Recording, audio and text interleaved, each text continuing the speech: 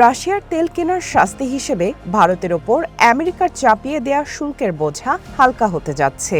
রাশিয়ার তেল কেনা বন্ধের প্রতিশ্রুতিতে ভারতীয় পণ্যের ওপর শুল্ক কমানোর ঘোষণা দিয়েছেন আমেরিকার প্রেসিডেন্ট ডোনাল্ড ট্রাম্প।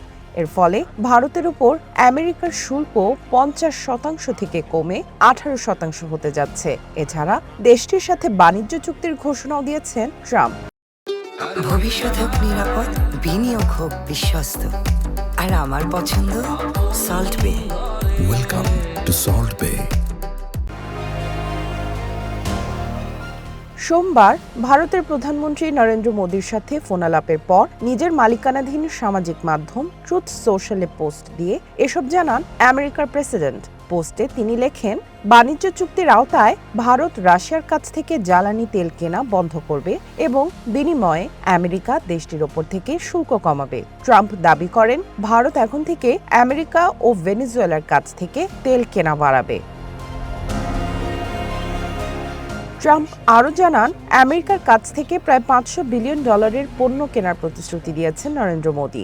আমেরিকার পণ্যের জন্য ভারতের বাজারে প্রবেশের সব বাধা ও বাড়তি শুল্ক তুলে নেওয়া হবে। এদিকে ভারতের সাথে আমেরিকার বাণিজ্য চুক্তির ঘোষণাকে স্বাগত জানিয়েছেন প্রধানমন্ত্রী নরেন্দ্র মোদী। সামাজিক মাধ্যম এক্সে এক পোস্টে তিনি লেখেন, ভারতের ১৪০ কোটি মানুষের পক্ষ থেকে প্রেসিডেন্ট ট্রাম্পকে অসংখ্য ধন্যবাদ। বিশ্বের দুটি বৃহৎ অর্থনীতি এবং বৃহত্তম গণতান্ত্রিক রাষ্ট্র একজোট হয়ে কাজ করলে তা দুই দেশের মানুষের জন্য অপার সম্ভাবনা তৈরি করে বলেও জানান মোদী।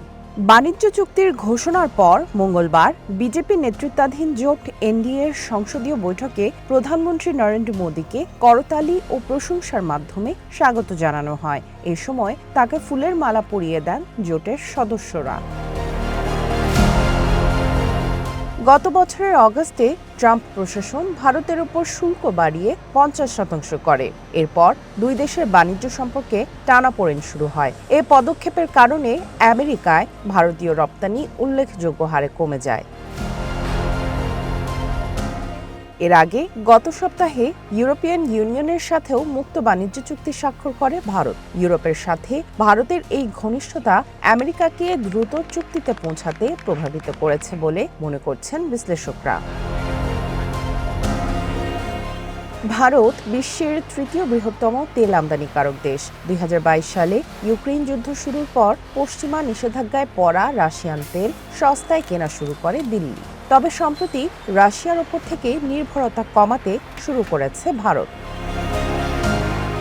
সামিয়া জান্নাহ, ওয়ান ইন্টারন্যাশনাল ডেস্ক।